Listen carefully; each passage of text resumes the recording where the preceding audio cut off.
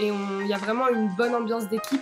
On a des rituels assez sympas. Le matin, on prend tous ensemble notre café. Ouais, on déjeune ensemble très souvent. Et le truc assez drôle, c'est qu'on lit notre horoscope avant de reprendre le boulot l'après-midi. Salut, c'est Maxence et vous écoutez Wannabe, le podcast qui vous aide à trouver le stage de vos rêves. Chaque semaine, je rencontre un stagiaire pour avoir des insights sur son quotidien, ses missions, le recrutement et l'ambiance dans son stage. Aujourd'hui, je rencontre Douja, contrôleuse de gestion au sein de l'équipe finance chez L'Oréal IT. Je vous souhaite une bonne écoute et bienvenue dans Wannabe.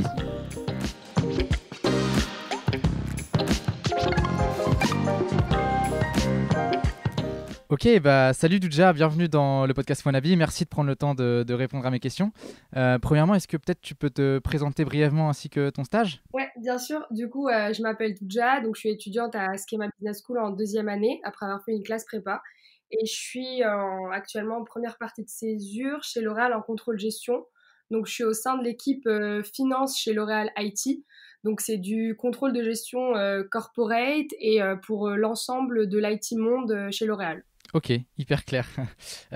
Pourquoi du coup tu as voulu faire ce stage en contrôle de gestion chez L'Oréal ? Du coup, pour le contrôle de gestion, je voulais vraiment découvrir ce métier, surtout pour la partie plus analytique et prévisionnelle en contrôle de gestion. Et L'Oréal en soi, c'est un groupe que j'ai toujours voulu connaître. J'avais vu pas mal de conférences de Jean-Paul Agon, qui est le PDG du coup du groupe, et j'aimais beaucoup son discours, et je me suis dit faut que je tente pour ma césure. Et j'ai aussi eu de bons retours de la part d'anciens stagiaires et au fil du processus, en fait, ça a confirmé mon choix pour L'Oréal. Ok, d'accord. Et du coup, toi, en tant que contrôleuse de gestion, donc dans une équipe assez spécifique, d'après ce que j'ai compris, quelles sont concrètement tes missions au quotidien ? Alors du coup, en fait, c'est vraiment de suivre les coûts liés à l'IT dans le monde, donc selon toutes les zones et les entités. Euh, Après, chez L'Oréal, ça va, par exemple, les zones sont pas, on va par exemple dire IMIA directement, on va tout inclure et APAC et Americas, donc il y a 3 zones et puis ensuite il y a plusieurs entités. Après, par rapport à mes missions, plus concrètement, donc c'est des reporting, donc ça c'est un peu partout en contrôle de gestion, donc selon les demandes, et après les clôtures mensuelles et trimestrielles.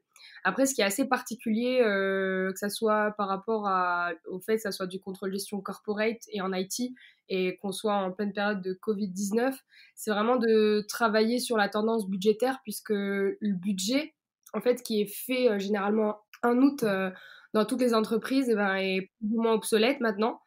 Donc, personne n'a prévu le Covid-19, donc là, mes missions sont plutôt différentes par rapport à, j'imagine, un autre moment. Mais les missions qui prennent vraiment le plus de temps en ce moment, c'est vraiment de revoir tous les coûts et tous les projets IT pour l'année 2020. Ok, d'accord, hyper clair. Et du coup, si on rentre un peu dans les détails, comment s'organise une semaine ou une journée type ? Typiquement, est-ce que tu as des routines ou je sais pas, des points hebdomadaires qui reviennent chaque semaine ? Déjà le lundi, donc on a toujours notre réunion d'équipe à 10h le matin. C'est vraiment, c'est le moment pour donner les grandes lignes de la semaine et revenir sur les différentes échéances selon le mois et selon les semaines. Je dirais que les semaines sont assez différentes. J'ai pas eu vraiment de semaine type à part des moments qui vont plutôt se répéter, mais de façon plutôt hebdomadaire. Par exemple, chaque clôture, je dois sortir les reports et il y a ensuite la directrice du contrôle gestion qui doit faire une présentation et je veux dire, envoyer du coup les informations au supérieur. Et après, je dirais que j'ai plutôt des missions comme on est en fait une équipe de 7 contrôleurs, dont moi, du coup, un stagiaire. Chaque semaine, j'ai des demandes par rapport à certains projets IT. Donc, ça se passe plutôt comme ça. Ok, d'accord. Et justement, tu disais que vous étiez 7 dans l'équipe. Du coup, comment se passent les relations au sein de l'équipe et avec tes managers ? Alors ouais, du coup, moi, je suis la seule stagiaire de l'équipe. On est 7, comme j'ai dit. Et ce qui est vraiment sympa, c'est on travaille tous dans le même open space. Et il y a vraiment une bonne ambiance d'équipe. Euh, on, on a des rituels assez sympas. Par exemple, le matin, bon là, c'est un peu chamboulé avec le confinement, mais le matin, on essaye même de faire ça en télétravail. C'est que le matin, on prend tous ensemble notre café. Euh, Ouais, on déjeune ensemble très souvent. Et le truc assez drôle, c'est qu'on lit notre horoscope avant de reprendre le boulot l'après-midi. Ouais, ça c'est cool. En plus, mon manager et moi, nous deux, on est taureaux, donc c'est aussi marrant, tu vois, quand tu sais pas trop, genre côté cœur, côté travail, tu sais pas trop si c'est pour toi ou si c'est pour lui. Donc en vrai, non, j'ai une relation bienveillante avec mon manager, donc pour le coup, c'est super agréable de travailler dans ces conditions. Après, par rapport aux autres stagiaires L'Oréal, enfin quand même, L'Oréal recrute pas mal de stagiaires en césure au sein de tous les sièges, parce qu'il y a plusieurs sièges. Donc en fait, tu as le siège social mondial qui est à Clichy, donc c'est là où je suis. Après, tu as le siège L'Oréal France qui est à Levallois. Il y a la recherche à Saint-Ouen, je pense. Mais par exemple, juste à Clichy, on est une centaine. Ah oui, Et d'accord, ok. ouais, tu vois, donc après, ce qui est assez cool, c'est que les RH, dès le début, font tout pour qu'on se rencontre avec des after-work. Dès le premier mois, on a été réunis par les RH aussi pour nous expliquer comment est-ce que allaient se passer nos 6 mois, euh, aussi par rapport à nos évaluations, parce qu'on a des évaluations aussi. Euh, ouais. Et là, du coup, même en télétravail, en confinement, on a régulièrement des appels des RH et des recruteurs pour nous briefer un peu, etc. Autre chose par rapport à l'ambiance avec les stagiaires en général, l'ambiance de travail, je dirais que chez L'Oréal, il y a vraiment cette culture aussi de on se fait un déj, de faire un déj. Parce que le moment du déjeuner, c'est vraiment un moment important où on peut faire plein de rencontres. Il y a même une application, par exemple, si on veut rencontrer de nouvelles personnes ou si on n'a personne avec qui déjeuner, bah, du coup, il y a une application, c'est My Mystery Lunch. Donc c'est assez sympa. J'ai pas eu le temps de le faire parce qu'à chaque fois, du coup, j'avais programmé un déj avec une personne. Mais c'est vraiment assez sympa parce qu'on voit vraiment que les collaborateurs et que les supérieurs, etc., sont quand même accessibles. Donc c'est assez cool de pouvoir au moins les rencontrer et poser des questions. Ouais, ok. Bah, ça a l'air sympathique, effectivement. Et bah, peut-être, est-ce que tu peux nous parler d'un moment marquant de ton stage? Ouais, bien sûr. Pour moi, enfin vraiment, le moment plus marquant, après, comme je disais, avec le confinement, c'est vrai que c'est un peu, un peu nul qu'on Ouais, chamboulé. est Ouais. un peu chamboulé, mais je dirais que c'est la première semaine, c'est le moment du vœu pour l'année 2020, où là, tout le monde a été invité. Et on a un discours du coup de Jean-Paul Agon, donc le PDG, Christophe Babule, le vice-président et le DAF du groupe, et Barbara Lavernos, vu que c'était en IT, donc la directrice générale des technologies et opérations. Et là, c'est sûr, c'est super marrant parce que, comme je disais déjà dès le début, c'est que Jean-Paul Agon, c'est quelqu'un que moi, je suis un peu depuis longtemps et que enfin, je veux dire, quand on se renseigne un peu sur les grands PDG en France, etc., qui sont à la tête, je veux dire, à la tête d'LVMH, Danone, L'Oréal, grands groupes, c'est sûr de le rencontrer en chair et en os et qu'il fasse un discours super intéressant. J'ai vraiment vu à quel point, enfin, le leader en fait qu'il est. Donc, mis à part ce moment qui est marquant, je dirais aussi la soirée était super conviviale et ça m'a vraiment permis directement d'avoir des échanges moins informels avec l'équipe, euh, ce qui est du coup par la suite plus sympa pour mieux travailler et pour travailler dans de bonnes conditions. Ok, trop bien. Et bah, maintenant, au regard un peu de tes 4 mois maintenant chez L'Oréal, qu'est-ce que tu penses avoir appris pendant ce stage? J'imagine que tu as dû pas mal perfectionner tes connaissances en Excel notamment, mais aussi en soft skills. Voilà, qu'est-ce que tu pu apprendre? Alors du coup, par rapport plutôt à tout ce qui est Excel et logiciel, oui, c'est sûr que Excel, chaque jour, j'apprends de nouvelles choses, donc ça, c'est vraiment cool. Et j'avais des bases sur Excel, mais j'étais pas non plus j'étais pas non plus super forte. Donc ça, je veux dire, le contrôle de gestion, on travaille toujours sur Excel, donc on ne peut que mieux faire. Après, à part Excel, ce qui est bien, c'est que je savais pas du tout utiliser des logiciels comme SAP, Compass, c'est un logiciel que de L'Oréal, ou Magnitude, ou encore Power BI. Donc, j'ai vraiment pu connaître pas mal enfin, savoir maîtriser pas mal de logiciels qui sont importants en finance d'entreprise. Donc, c'est quand même intéressant. Et par rapport aux soft skills, bah, je dirais en soi, et ça, on nous l'avait un peu déjà dit, et c'est vrai que je le vis un peu, c'est que chez L'Oréal, on nous demande quand même beaucoup d'agilité. et d'adaptabilité. Et là, c'est sûr, avec le Covid-19, déjà dès janvier, en fait, dès le début de mon stage chez L'Oréal se préoccupait énormément de la situation, vu qu'ils ont quand même pas mal d'usines et de bureaux en Chine qui étaient fermés. Et aussi, ce qui a attiré en fait, la croissance du groupe de l'année 2019, qui en plus a été la plus belle année de la décennie, enfin des 10 dernières années, c'est en particulier en fait l'Asie du Sud-Est et la Chine. Donc, ils ont été très vite préoccupés par la situation d'un point de vue sanitaire et puis aussi d'un point de vue financier pour du coup tout revoir un peu. Et c'est là où on voit à quel point il faut être très agile et qu'il faut s'adapter constamment et pas. Enfin, je dirais c'est plutôt ça que j'apprends et que je vois en fait comment est-ce qu'on mon manager et la direction financière, etc. Réagit en fait face à cette crise en soi. Ouais, j'imagine. Et peut-être du coup, si on revient un petit peu sur le recrutement, je crois qu'effectivement, L'Oréal, c'est connu pour avoir un recrutement qui est assez corsé, assez long, je crois, si je dis pas de bêtises. Donc voilà, comment tu as eu ce stage? Comment s'est déroulé ton recrutement? Alors moi j'ai vraiment du coup passé la procédure classique, donc comme tu disais, qui est assez longue. Donc j'ai postulé en septembre et j'ai eu ma réponse début novembre, tu vois, donc ça a quand même pris un peu de temps pour débuter, ouais, voire mi-novembre, pour débuter en janvier.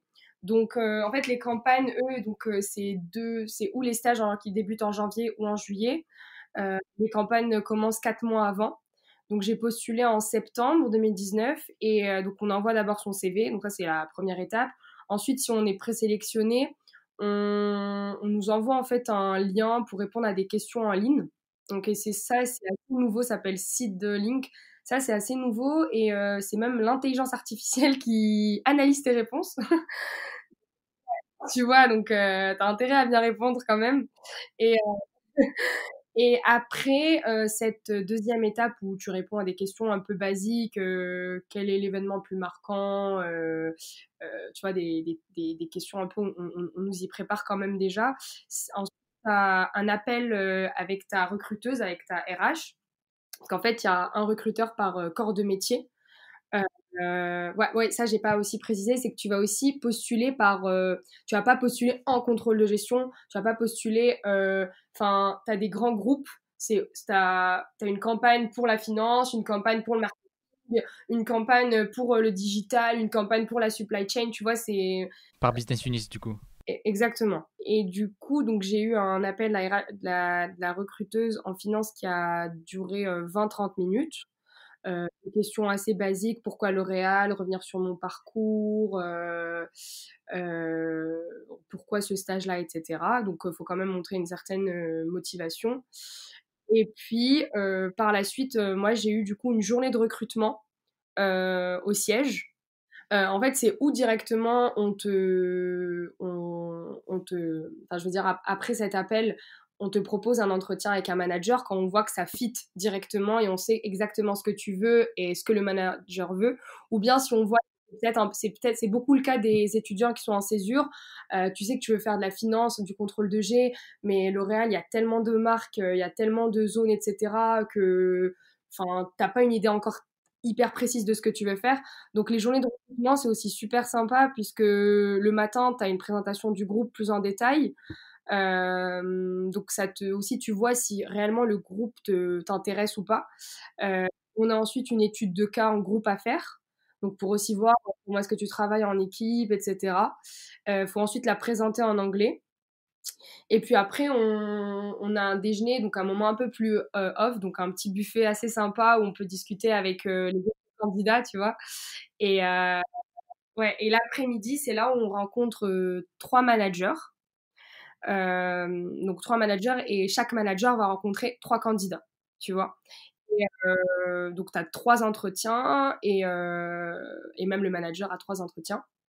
Et c'est là, en fait, où, à la fin de tes entretiens, sur une application, faut que tu mettes ton premier choix. Et tu vois, et c'est là, en fait, où le manager doit aussi te mettre en premier choix. Et c'est là où il y a un perfect. Et après, ils font matcher les. Exactement. Donc, ils essayent de faire matcher selon les préférences de chacun. Et aussi, c'est surtout le candidat qui a le premier, enfin, c'est le stagiaire, enfin, le futur stagiaire, s'il est pris, qui a la priorité. ça c'est sympa. Et en soi, c'est vrai que moi, l'IT, c'était pas du tout quelque chose qui, tu vois, m'intéressait en premier lieu. Le premier choix, etc. Mais j'ai eu un très bon fit avec, du coup, le manager qui m'a présenté ses missions, ce qu'il faisait. Et j'aimais beaucoup, en fait, cette partie assez internationale de se dire, enfin, vraiment, IT monde pour L'Oréal, tous les coûts mondiaux et tout. Donc, pour moi, c'était une opportunité à saisir, même si c'est pas en premier lieu avec la cosmétique.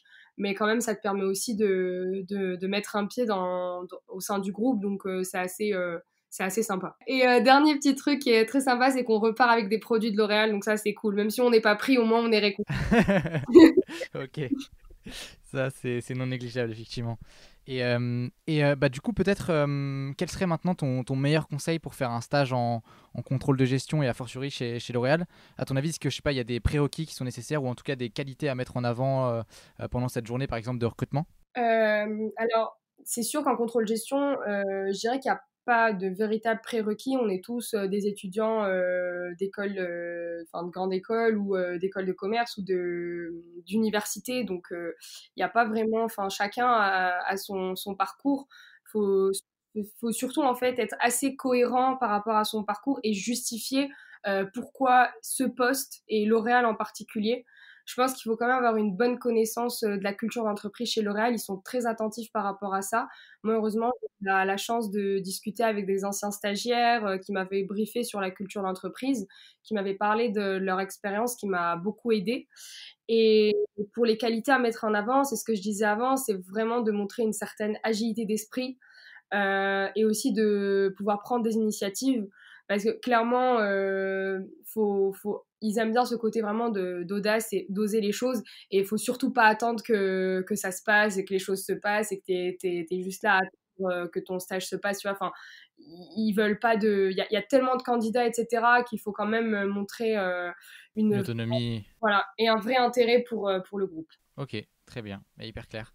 Et bah, peut-être pour finir ce podcast, en matière de salaire, est-ce que tu peux nous parler de la gratification de stage qu'on peut espérer en faisant un stage chez L'Oréal? Ouais, bien sûr, ben, c'est le même salaire pour tous les stagiaires, du coup. En première partie de césure, c'est 1 200 € brut. Et en deuxième partie de césure, c'est 1 400 brut. Voilà. Ok, bon bah c'est hyper clair.